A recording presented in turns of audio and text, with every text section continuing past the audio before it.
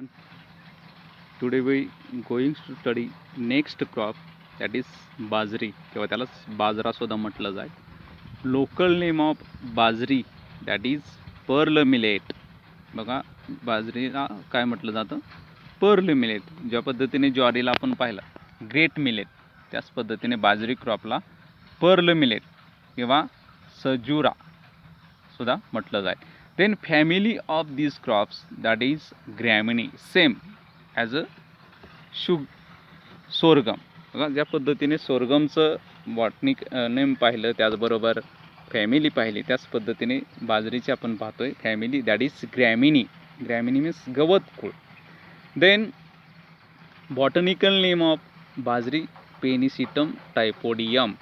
बघा, that is botanical name bajri crop Pennisetum typhoideum. Then origin Africa. बघा, origin काय, त्याचं मूळ स्थान, उगमस्थान काय सांगता येईल? आफ्रिका. हे आफ्रिका त्या ठिकाणी आपल्याला सांगता येईल. ते नेक्स्ट इकॉनॉमिक युजेस ऑफ बाजरी. बघा, in Maharashtra bajri is a second important cereals crop to the next to jowar. जवार नंतर हे महत्त्वाचं पीक महाराष्ट्रामध्ये घेतलं जातात. त्याचबरोबर it is a more drought tolerant crop than jowari cultivated for the low irrigation area. म्हणजे थोडक्यात काय, प्रामुख्याने जे बाजरी क्रॉप आहे ते सॉईल टाईपमध्ये पाहता येईल, लाईट सॉईल किंवा त्याचबरोबर लार्जर एरिया कशामध्ये आढळतो आपल्याला, कोणत्या स्टेटमध्ये? प्रामुख्याने अंडर द बाजरी इन राजस्थान. बघा, ड्रॉट रेजिस्टन्स किंवा ड्रॉट कंडिशनमध्ये सुद्धा क्रॉप कल्टिवेशन केले जातात. लाईट सॉईल असेल, मार्जिनल टू लाईट सॉईल या टाईपच्या सॉईलमध्ये कल्टिवेशन केले जातात आणि प्रामुख्याने इंडियामध्ये राजस्थानमध्ये लार्ज कंडिशनमध्ये किंवा लार्ज एरिया त्या ठिकाणी कल्टिवेशन केलं जातं. बघा, इकॉनॉमिक युजेस ऑफ बाजरी. आता बाजरीचे उपयोग काय खाण्यासाठी होतोच, कोणत्या फॉर्ममध्ये खातात? ज्या पद्धतीने आपण बाजरी ज्वारीचे पाहिले त्याच पद्धतीने it is a staple food for the poor people. Poor people. बघा, फिलिंग द ब्लँकसाठी हे सेंटेन्स लक्षात ठेवा. It is a staple food of the poor people. बाजरी हे स्टेपल म्हणजे लार्ज कन्झप्शन, जास्त प्रमाणात ते जे लार्ज पीपल्स असतील, लार्ज नंबर ऑफ पीपल्स त्या ठिकाणी बाजरी क्रॉप्स किंवा ग्रेन्स असतील, फ्लोअर्स असतील, ते फ्लोअर्स यूज केले जातात eating purpose. Then it is also used for the preparation of bhakri और रोटी. कोणत्या फॉर्ममध्ये कन्झ्युम केले जातात? भाकरी किंवा रोटी. Then grain are also used for the pop grains. Then also it is also used for the stalk, dry stalk, त्याला सरमड म्हटलं जातं, सरमाड. ते सरमड फॉडर पर्पज यूज केले जातात. त्याचबरोबर नेक्स्ट यूज त्या ठिकाणी पाहता येईल, it is also used for the more nutritive than jowar. त्यामध्ये प्रामुख्याने जे कार्बोहायड्रेट्स असतील, प्रोटीन्स असतील किंवा त्याचबरोबर विटॅमिन्स असतील, हे त्यामध्ये प्रामुख्याने कार्बोहायड्रेट जास्त प्रमाणात आढळून येते as compare to jowar. Then also it is used for the green fodder. जे इरिगेटेड क्रॉप आहेत ते green fodder for the cattle feeding. जे grains are also feed to cattle feeder. जे कॅटल फिडिंगसाठी फॉडर असेल, ग्रेन्स असेल, याचा वापर फॉडर म्हणून किंवा त्याचबरोबर इटिंग पर्पज कॅटलच्या बाबतीत असेल ते त्या ठिकाणी यूज केलं जातं. त्यानंतर इकॉलॉजी. इकॉलॉजी म्हणजे काय, तर सॉईल आणि क्लायमेटचं त्यामध्ये पाहिलं जाईल पॉईंट. फर्स्ट बघा, it is a tropical crop. बघा, सोरगममध्ये आपण पाहिलं ट्रॉपिकल, सब ट्रॉपिकल, टेम्परेट. ट्रॉपिकल म्हटलं की hot and humid climate, sub tropical म्हटलं की ड्राय अँड ह्युमिड क्लायमेट, किंवा त्याचबरोबर जे टेम्परेट क्रॉप म्हटलं की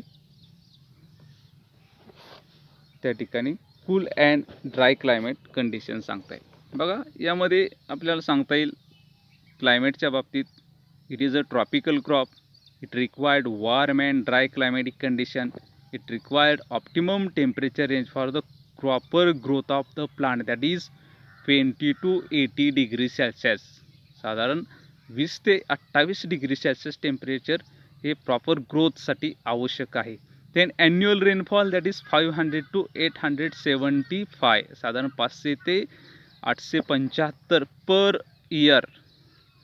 एवढ्या किंवा पर ॲनम म्हणता येईल, millimetre per annum requirement of the irrigations. It is a drought resistance crop, can be grow for the 150 mm well distributed rainfall for during the growing period.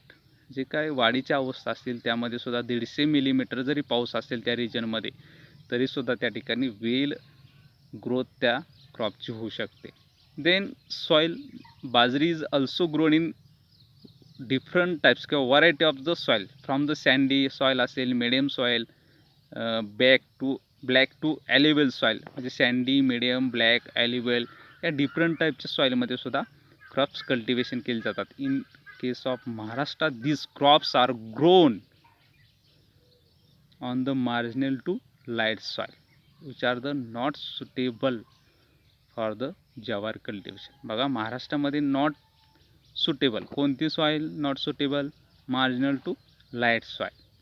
बघा मार्जिनल टू लाईट सॉईल. बघा राजस्थान या ठिकाणी large एरियामध्ये marginal to light सॉईलमध्ये, marginal to light सॉईलमध्ये cultivation केलं जातं in Rajasthan. But in Maharashtra is not suitable for the cultivation. म्हणजे कशा पद्धतीत सॉईल पाहिजे तर sandy, medium to black soil या पद्धतीच्या, ॲल्युवेल सॉईल या पद्धतीचं सॉईल त्या ठिकाणी कल्टिवेशनसाठी यूज करणं आवश्यक आहे. In case of soil, water logging condition is very harmful of the crop. बघा वॉटर लॉगिंग कंडिशन असेल ते water logging conditions, water logging म्हणजे काय? वॉटर स्टॅग्नेशन किंवा पाणी साठून राहणे, त्या जमिनीमध्ये पाणी साठून राहणे, थोडक्यात काय पाण्याचा निचरा होणारी सॉईल त्या ठिकाणी आवश्यक आहे. Then next varieties, different types of variety. Local variety improved, that is N2815-1, Pusa Moti N74, ICTP number 8203, then ICMS number 7703 किंवा BJ104, CJ104 किंवा WCC 75, BK 560-230. The different types of local variety of bajra. Pusa Moti असेल, N75 असेल किंवा N2815-1, ह्या ज्या different variety लक्षात ठेवा. Then hybrid variety HB means hybrid bajra number 1, number 3, NHB number 4, NHB number 5, MBH number 10, RBH number 8609. या different hybrid variety आपल्याला सांगता येतील. ते next characteristics of different varieties. बघा first N2851-1. These variety are evaluated for the Agriculture Research Station Niphad. बघा निफाड या ठिकाणी काय केलेलं आहे? ॲग्रिकल्चर रिसर्च स्टेशन निफाड या ठिकाणी ही डेव्हलप झालेली व्हरायटी आहे. It mature. आता त्याचे कॅरेक्टर कशा पद्धतीने पाहिले जातात? ॲज अ जवारमध्ये आपण पाहिलं मॅच्युरिटी, ड्युरेशन, यील्ड असेल, सीझन असेल, या पद्धतीने हे सांगता येईल. बघा in case of N2851-1 variety, these variety are evaluated. कुठं शोधलेली आहे तर ॲग्रिकल्चर कृषी संशोधन केंद्र निफाड, नाशिक या ठिकाणी जे निफाड आहे या निफाडमध्ये संशोधन केंद्र आहे त्या ठिकाणी ही डेव्हलप केलेली व्हरायटी आहे. These variety matured 85 to 90 days after sowing. Sowing नंतर साधारण 80 ते 90 दिवसामध्ये ही व्हरायटी डेव्हलप झालेली आपल्याला आढळते. Then yield about the 350 kilo per hectare, 350 kilo per hectare म्हणजे साधारण 3 टन एवढे यील्ड त्या ठिकाणी आपल्याला, 3.5 क्विंटल एवढे यील्ड त्या ठिकाणी आपल्याला मिळू शकतं. It is suitable for the कोणत्या रिजनमध्ये? बघा नाशिक असेल, पुणे असेल, अहमदनगर डिस्ट्रिक्ट असेल, या रिजनमध्ये सुटेबल फॉर द कल्टिवेशन कोणती variety? N2851-1 variety. Then second variety HB1 hybrid bajra. आता हायब्रिड म्हटलं की क्रॉसिंग असणार आहे, फिमेल विथ मेल पॅरेंट्स त्या ठिकाणी क्रॉसिंग सांगता येईल. Cross between Tift 23A cross by BYL3B. बघा जे पॅरेंट्सचे आपल्याला नाव सांगता येईल टिफ्ट 23 3A क्रॉस्ड विथ BYL3B. हे जे पॅरेंट्स आहेत ते फिमेल पॅरेंट आणि मेल पॅरेंट ह्या पॅरेंट सीड्स असतील, यावर क्रॉस करून त्या ठिकाणी SB1 ही व्हरायटी डेव्हलप केलेली आहे. This variety mature for 85 to 95 days after sowing. These variety are it is a dwarf and non lodging variety. म्हणजे ज्यावेळेस ॲट अ मॅच्युरिटी स्टेजला ते लॉजिंग म्हणजे पडण्याची शक्यता असते, तर ते डॉर्फ असल्यामुळे त्या ठिकाणी हे लॉजिंग नॉन लॉजिंग व्हरायटी म्हणून सांगता येईल. त्याचबरोबर it is a profuse tillering habit. Tillering म्हणजे काय, फुटवे फुटणे. एकाच सीडपासून अनेक त्या ठिकाणी प्लांट तयार झाले आढळतात. तर बाजरीमध्ये ॲज अ शुगर केनमध्ये पाहतो आपण एकच प्लांट त्या ठिकाणी सोन करतो, त्यापासून अनेक प्लांट तयार झाले, म्हणजे शुगर केनचं बेड तयार झालेलं आपल्याला आढळतं एकाच आयबडपासून, एकाच कांडीपासून. त्याच पद्धतीने बाजरी क्रॉपमध्ये सुद्धा सीड्सपासून काय होतात, एकाच सीडपासून टिलरिंग्स म्हणजे फुटवे फुटतात. ते अनेक फुटवे फुटण्याची हॅबिट ह्या HB1 व्हरायटीमध्ये आपल्याला मिळते. त्याचबरोबर it is also suitable for growing under 2 condition, that is irrigated conditions and rainfed condition. म्हणजे जिरायत आणि बागायत या दोन्ही कंडिशनमध्ये हे क्रॉप्स किंवा ही व्हरायटी कल्टिवेशन करू शकतो. But it is a susceptible to ergot and rust disease. Susceptible त्याचा प्रादुर्भाव होऊ शकतो कोणता, अर्गट डिसीजचा किंवा रस्ट डिसीजचा. जे ऑर्गॉट डिसीज आहे तो ऑर्गॉट फंगसमुळे होणारा डिसीज आहे तो त्या ठिकाणी होऊ शकतो, ससेस्टेबल आहे. परंतु जे अदर कॅरेक्टर्स पाहिलं तर 80 ते 85 ते 95 दिवसात मॅच्युअर होते. नॉन लोजिंग व्हरायटी आहे, डॉर्फ व्हरायटी आहे, टिलरिंग हॅबिट जास्त प्रमाणात आहे, दोन्ही कंडिशनमध्ये कल्टिवेशन करता येते, म्हणजे रेनफीड आणि इरिगेटेड, कमी पाण्यामध्ये किंवा ज्या ठिकाणी अवेलेबल वॉटर इरिगेटेड आहेत अशा कंडिशनमध्ये सुद्धा ही व्हरायटी डेव्हलप करता येईल. बाकीचे जे व्हरायटी आहेत त्याचे कॅरेक्टरिस्टिक्स त्यामध्ये दिलेले आहेत.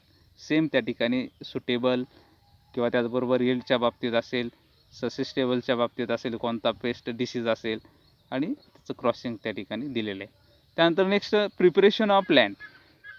बघा त्या ठिकाणी ज्वारी क्रॉपमध्ये ज्या पद्धतीने लँड प्रिपेअर केले होते त्याच पद्धतीने बाजरी क्रॉपमध्ये सुद्धा लँड प्रिपेअर करणं आवश्यक आहे. प्रिपरेशन ऑफ लँडमध्ये म्हणजे प्री टिलेज ऑपरेशन, प्लाविंग असेल, हॅरेविंग असेल, क्लॉड क्रशिंग असेल, मॅन्युअर मिक्सिंग असेल, हे डिफरंट ऑपरेशन्स त्या ठिकाणी करणं आवश्यक. बघा firstly preparation of land in bajri crop, that is one ploughing with the iron plough. Then clods are allotted remain fielding during the summer month. त्या ठिकाणी ड्राय एरिया असेल किंवा ड्राय सॉईल असेल तर क्लॉड्स फॉर्म झालेले आपल्याला आढळतात ड्युरिंग द फ्लाविंग. त्या ठिकाणी प्लाविंग करत असताना क्लॉड्स फॉर्म होतात, ते क्रश करण्यासाठी हे क्लॉड क्रशिंग ऑपरेशन करणं आवश्यक आहे. त्याचबरोबर 2 to 3 टाइम्स हॅरेविंग म्हणजे काय, फडणी. हे फडणी ऑपरेशन्स त्या ठिकाणी करणं आवश्यक आहे. Then next 8 to 10 ton FYM is spread in the field किंवा mix the soil by giving harrowing. Harrowing करत असताना त्या ठिकाणी 8 ते 10 टन FYM स्प्रेड करणं आवश्यक आहे. Then next seed treatment. Seeds are treated with different chemicals, pesticide. त्यामध्ये सीड्सची ट्रीटमेंट केली जाते. बघा बाजरीमध्ये एक ट्रीटमेंट केली जाते for preventive measure for ergot disease. जे ऑर्गॉट डिसीज आहे तो होऊ नये म्हणून त्या ठिकाणी कोणती ट्रीटमेंट दिली जाते, 20% brine water solution before sowing of crop. Brine water म्हणजे काय, कॉमन साल्ट सोल्युशन. म्हणजे साल्ट तुम्ही पाहिलं असेल, मिठाच्या द्रावणामध्ये काय केलं जातात, हे सीड्स काय केले जातात, सोन केले जातात. आता कशा पद्धतीने brine water solutions prepared by dissolving the common salt in water, that is 200 gram per litre. साधारण 200 gram common salt per litre वॉटरमध्ये काय केले जातात, डिझॉल्व केले जातात. अँड सीड्स काय केले जातात, त्यामध्ये पुट केले जातात, डीप केले जातात. And deceased grains floated on the surface of water. जे काय लाईट वेट असेल, डिसीज्ड ग्रेन्स असतील ते वॉटरच्या फ्लोटेडवर म्हणजे वर तरंगलेले आपल्याला आढळतात. तसे सीड्स काय केले जातात, रिमूव्ह केले जातात. Then healthy seeds are which is accumulate at a bottom. जे काय बकेट असेल त्या बकेटच्या बॉटमला ते काय झालेले असतात, आढळतात. आणि ते काय केले जातात, wash under the tap water and drawing in the शेडी एअर. म्हणजे थोडक्यात सावलीमध्ये काय केले जातात, ते ड्राईंग केले जातात आणि सोईंगसाठी यूज केले जातात. ही ट्रीटमेंट कशासाठी दिली जाते तर giving for the control ergot disease control करण्यासाठी brine water solution, that is 20% brine water solution, common salt solution for controlling ergot disease. Then sowing time. आता सोईंग टाईममध्ये काय, सोईंग सीझन खरीप, रब्बी, समर हे 3 सीझन आहेत. सोईंग टाईम जून म्हणजे काय येणार, monsoon season, kharif season, the last week of June to 3rd week of July, म्हणजे जून जुलैमध्ये हे क्रॉप्स कल्टिवेशन केले जातात. देन सोईंग मेथड, बघा ज्या पद्धतीने ज्वारीचे आपण वेगवेगळ्या सोन मेथड पाहिल्या, त्यामध्ये ड्रिलिंग, डेबलिंग असेल किंवा त्याचबरोबर ट्रान्सप्लांटिंग असेल, या ज्या मेथड आहेत त्यापैकी बाजरी क्रॉप 2 पद्धतीने कल्टिवेशन केले जातात. एक म्हणजे ब्रॉडकास्टिंग मेथड आणि ड्रिलिंग मेथड. बघा, in broadcasting method seeds are scattered किंवा spread with the help of hand, हाताच्या साह्याने विस्कटून सीड सोन केले जातात. Then cover the soil with the help of planker, ते सॉईल किंवा हॅरोच्या साह्याने सुद्धा ते सॉईलमध्ये सीड्स मोजवले जातात. किंवा दुसरी method drilling with the help of tiphan. In Maharashtra sown by the drilling with the tiphan. Then depth optimum 4 to 5 centimetre. जी काय सीडची खोली आहे ते साधारण 4 ते 5 सेंटीमीटर खोलवर सीड्स काय केले जातात, टिपनच्या साह्याने सोन केले जातात. आणि covered with the soil for the working light backer, planker असेल, ब्लॅकर असेल, फळे असेल, त्या फळीच्या साह्याने काय केलं जातात, हे seeds cover with the soil. Then seed rate, quantity of seed for sowing purpose, that is 4 to 5 kilo per hectare. म्हणजे जे सीड्स आहेत ते सीड्स सोन करण्यासाठी 4 ते 5 किलो पर हेक्टर बाजरी क्रॉप्ससाठी आवश्यक आहेत. Then spacing, in case of rainfed bajri, irrigated crop बाजरी 30 to 15 सेंटीमीटर, 45 by 15 सेंटीमीटर. आता ब्रॉडकास्टिंगमध्ये स्पेसिंग मेंटेन करता येते का, नाही, परंतु ड्रिलिंग मेथडमध्ये हे डिस्टन्स आहे. रेनफीड बाजरीसाठी 30 by 15 सेंटीमीटर, 2 रोमधील अंतर किती असणार आहे, 30 सेंटीमीटर. 2 प्लांटमधील अंतर किती असणार आहे, 15 centimetre. In case of rainfed crop, जिरायत बाजरी, जे इरिगेटेड बागायत क्रॉपमध्ये काय केले जातात, तर त्या ठिकाणी 45 by 15 सेंटीमीटर, म्हणजे 45 by 15 सेंटीमीटर या पद्धतीने हे डिस्टन्स मेंटेन केले जातात. त्याचबरोबर plant to plant distance maintain करण्यासाठी इंटरकल्चर ऑपरेशन करणं आवश्यक आहे. त्यामध्ये कोणतं बघा, थिनिंग ऑपरेशन. थिनिंग म्हणजे काय, removal of excess plant from the field to main object to optimum plant population in the field. त्या फील्डमध्ये प्लांट पॉप्युलेशन मेंटेन राहण्यासाठी हे थिनिंग ऑपरेशन केलं जातं. थिनिंग म्हणजे काय, रिमूव्हल ऑफ एक्सेस प्लांट. एकाच ठिकाणी जास्त प्लांट्स त्या ठिकाणी उगवून आले असतील ते रिमूव्ह करणं आवश्यक आहे. ते अपरूटिंग केलं जातात किंवा रिमूव्ह केले जातात. तिचं इच स्पेस, जे काय स्पेस असेल त्या स्पेसवर हे कधी केले जातात, तिचं operation done for 10 to 15 days after sowing. ते next operation, interculture operation for controlling weed, that is 2 hoeing operation and 1 hand weeding operation given 15 days interval. It is necessary for the keep the bajra field weed free about the 40 to 50 days from the sowing. साधारण 1 month किंवा 40 to 50 days after sowing त्या ठिकाणी clean किंवा field आहे ते field clean ठेवण्यासाठी ही weeding operations करणं आवश्यक आहे. With the help of weeding, हे विडिंग हुक आहे, त्या विडिंग हुकच्या साहाय्याने हे ऑपरेशन्स केले जातात. ते नेक्स्ट क्रॉप रोटेशन आणि मिक्स क्रॉपिंग. क्रॉप रोटेशन म्हणजे पिकाची फेरपालट करणे. Growing of 2 or more crops in a succession means one after another on a same piece of land, that is crop rotation. त्यामध्ये क्रॉप रोटेट करत असताना in case of kharif season bajra, त्याचबरोबर रब्बी सीझनमध्ये ग्राम असेल किंवा ग्राउंडनट असेल, लिनसीड असेल, यासारखे क्रॉप्स कल्टिवेशन केले जातात. मिक्स क्रॉपिंग म्हणजे काय, growing of 2 or more crops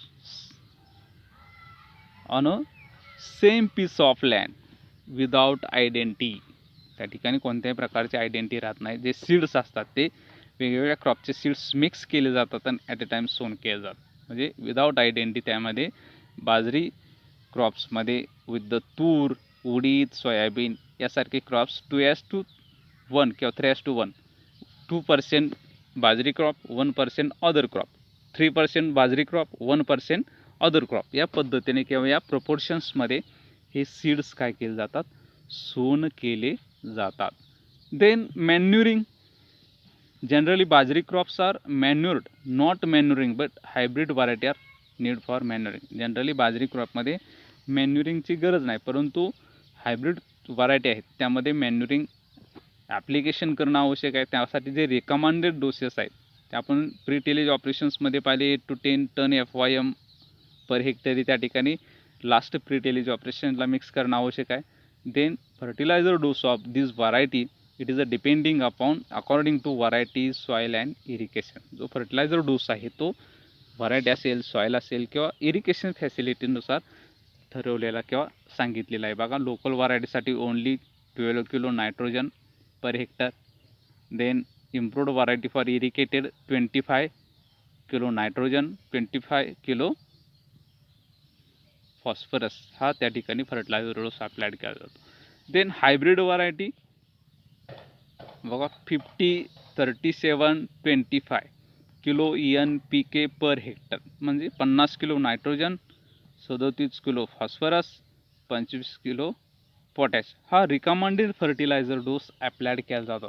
आता हे फर्टिलायझर डोस देत असताना अलॉटमेंट म्हणजे कशा पद्धतीने ॲप्लिकेशन्स केले जातात, त्यामध्ये in case of rainfed crop all dose given at the time of sowing, म्हणजे सोईंग करत असताना तो पूर्णपणे डोस अप्लाइड केलं जातो. In case of irrigated crop किंवा हायब्रिड व्हरायटीमध्ये हा डोस पूर्ण न देता कशा पद्धतीने अप्लाइड केला जातो का, 1/2 dose of nitrogen and full dose of P&K at a time of sowing, म्हणजे अर्धे नत्र म्हणजे 25 kilo nitrogen, 37 kilo phosphorus, 25 kilo potash at a time of sowing.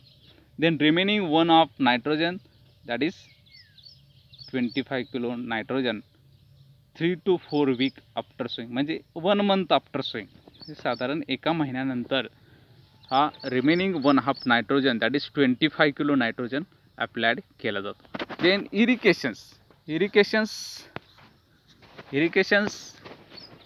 इरिगेशन्स देत असताना बाजरी क्रॉपमध्ये हे खरीप सीझन क्रॉप आहे. आपण सोईंग टाईम आपण पाहिलं last week of June to first week of July.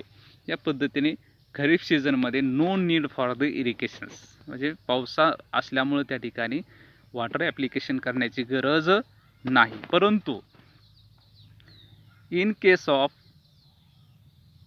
Long gap between 2 rains that is dry spell, आपण ज्वारीमध्ये पाहिलं ड्राय स्पेल कंडिशन, जे लॉंग गॅप बिटवीन 2 रेन, ते पावसातील अंतर जास्त असेल अशा कंडिशनमध्ये 1 to 2 प्रोटेक्टिव्ह इरिगेशन्स त्या ठिकाणी ॲप्लिकेशन करणं आवश्यक आहे.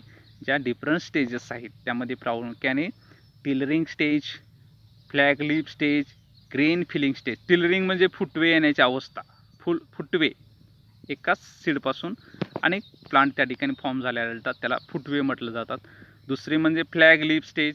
फ्लॅग लीफ म्हणजे काय आढळतात तर पाने जे आहेत ते लूज आहेत, ते खालच्या दिशेने, ज्या आपण फ्लॅग पाहतो ते फ्लॅग्सच्या पद्धतीने काय होतात, झुकलेले वरच्या बाजूने खाली झुकलेले आढळतात.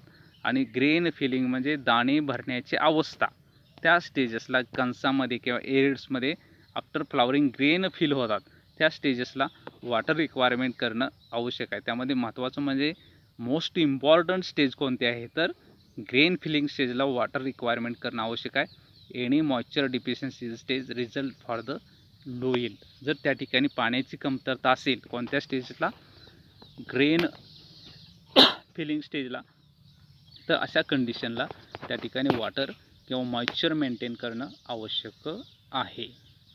Then next harvesting of crop. This crop matured for 80 to 90 days after sowing. It is depending type of variety. काय व्हरायटी 85 to 90 डेजमध्ये मॅच्युर होतात किंवा 85 to 95 डेजमध्ये मॅच्युर होतात, डिपेंडिंग अपॉन लोकल व्हरायटी आणि hybrid variety. These variety are matured for the 80 to 90 days after sowing depending upon type of variety. Then harvesting is done. आता maturity science आपल्याला सांगता येईल कशा पद्धतीने ड्रायिंग ऑफ क्रॉप, ज्यामध्ये प्रामुख्याने जे लोअर लिव्ज आहेत ते lower leaves dry up and drop down. Then plants are cut at a ground level with the help of sickle, then kept the drying crop, that is 2 to 3 days, then they are tied into the bundles and ears are removed taking the threshing yard. म्हणजे सुरुवातीला plant cut केले जातात, ground लेवलला drying केले जातात, जे airs असतात ते कट केले जातात आणि ते थ्रेशिंग केले जातात. थ्रेशिंग म्हणजे काय? रिमूव्हल ऑफ ग्रेन्स फ्रॉम एअरहेड्स, कणसापासून धान्य किंवा दाणे सेपरेट करणे. मग ते कशा पद्धतीने केले जातात?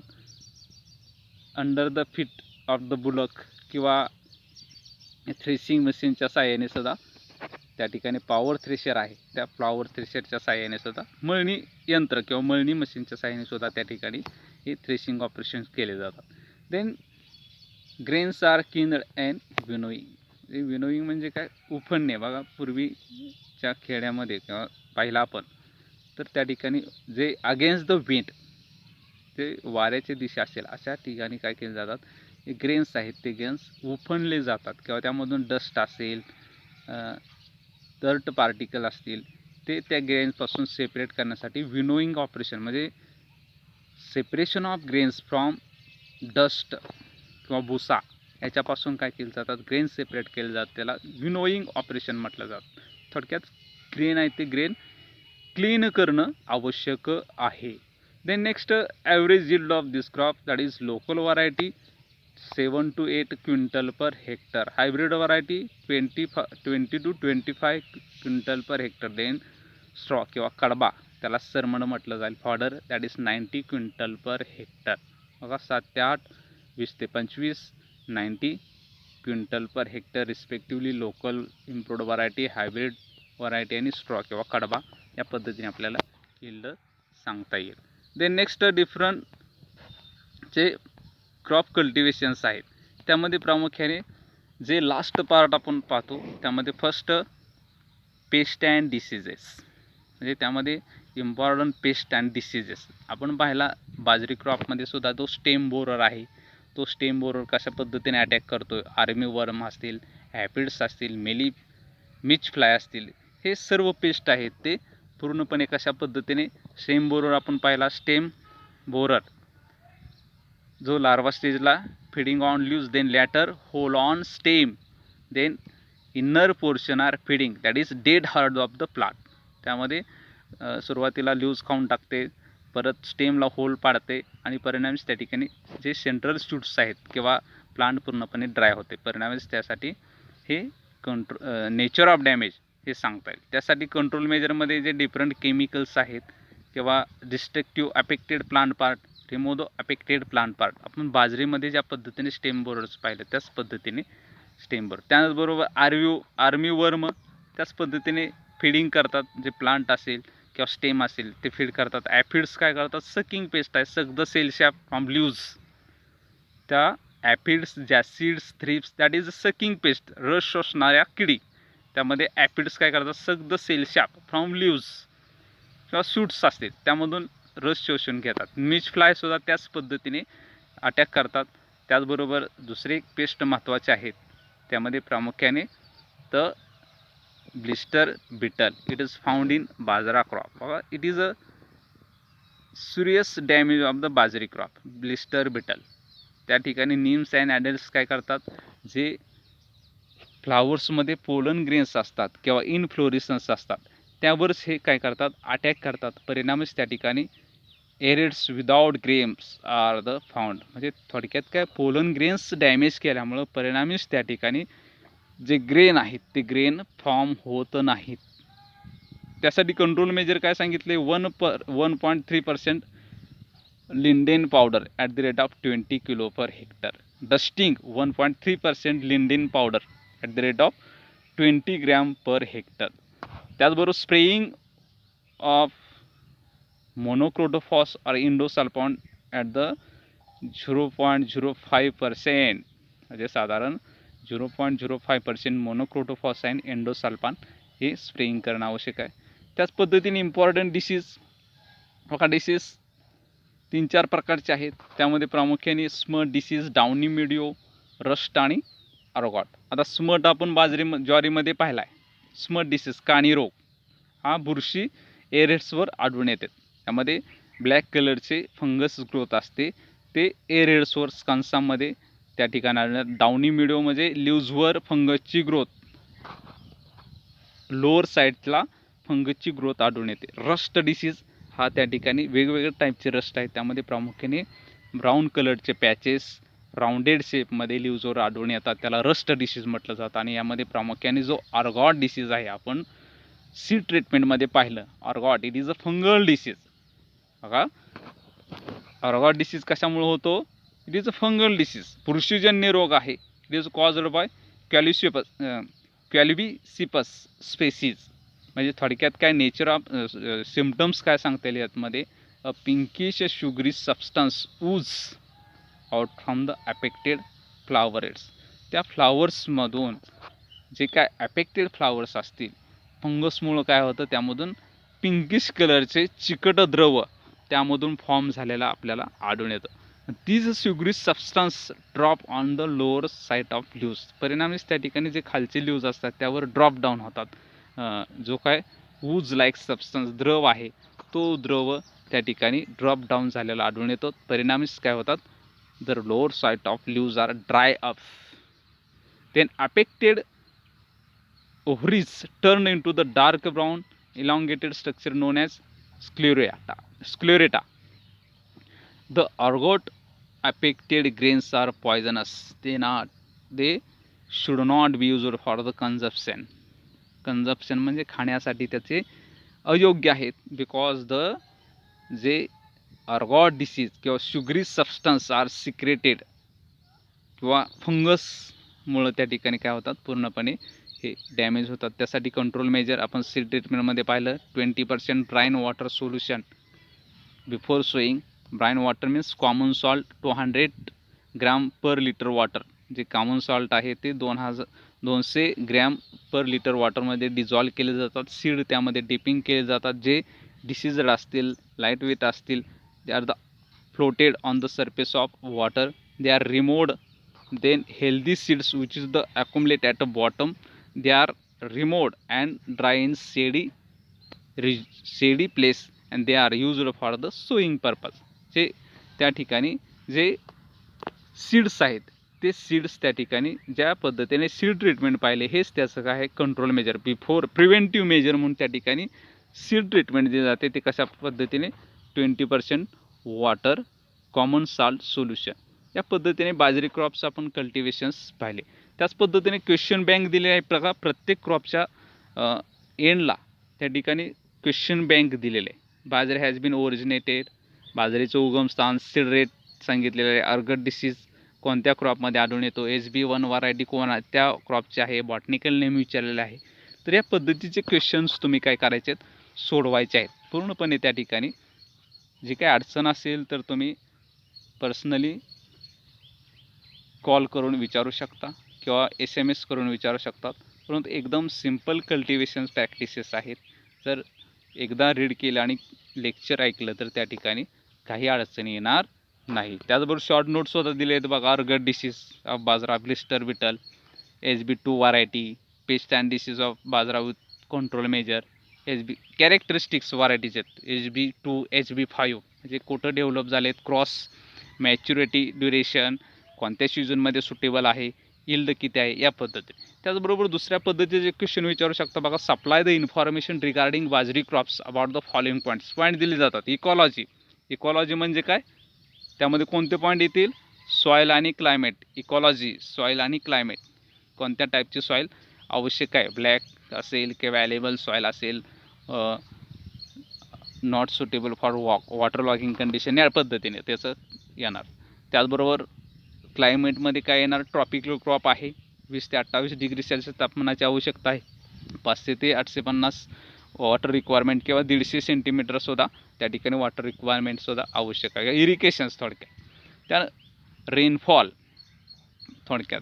त्यानंतर व्हरायटी वेगवेगळ्या आहेत, 3-4 व्हरायटी लिहिल्या तर त्यामध्ये सांगता HB1 असेल, N15 1 असेल किंवा 74 असेल, SB5 असेल, 1 असेल, 2 असेल, हे सांगता येईल. पेस्ट अँड डिसीजेस, पेस्ट आपण पाहिले, स्टेम बोरर, आर्मी वर्म, ब्लिस्टर बेटल. डिसीजमध्ये प्रामुख्याने ऑर्गॉट डिसीज, हे त्या ठिकाणी या पद्धतीने क्वेश्चन्स. किंवा दुसरं एक विचारले बघा, supply the information regarding bajri crop about following point. Seed treatment, एक सीड ट्रीटमेंट म्हणते कोणते आहे, dry and water solution. Seed rate 4 ते 5 kilo per hectare. Sowing method आणि स्पेसिंग. सोईंग मेथड त्यामध्ये प्रामुख्याने ब्रॉडकास्टिंग आहे, ड्रिलिंग मेथड. त्याचबरोबर काय विचारले, स्पेसिंगमध्ये 45/15 centimetre in case of irrigated crop, rainfed crop 30/15 centimetre. या पद्धतीने हा सीड रेट स्पेसिंग सांगता येईल. हार्वेस्टिंग अँड यील्ड, मॅच्युअर किती दिवसामध्ये येतात, त्याचं यील्ड किती आहे. ऑर्गॉट डिसीज सुद्धा विचारलेले. सिम्पटम्स, त्या ठिकाणी सिम्पटम्स महत्त्वाचे आहेत आणि कंट्रोल मेजर. इकॉनॉमिक युजेस म्हणजे बाजरीचे उपयोग, ते उपयोग तुम्हाला त्या ठिकाणी सांगता येतील. तर या पद्धतीने क्वेश्चन बँक दिलेले आहे. ते क्वेश्चन बँक तुम्ही सोडवून त्या ठिकाणी बाजरी क्रॉपचं कल्टिवेशन प्रॅक्टिसेस पूर्णपणे त्या ठिकाणी पाहता येईल. काय अडचण असेल तर विचारू शकता. थँक्यू.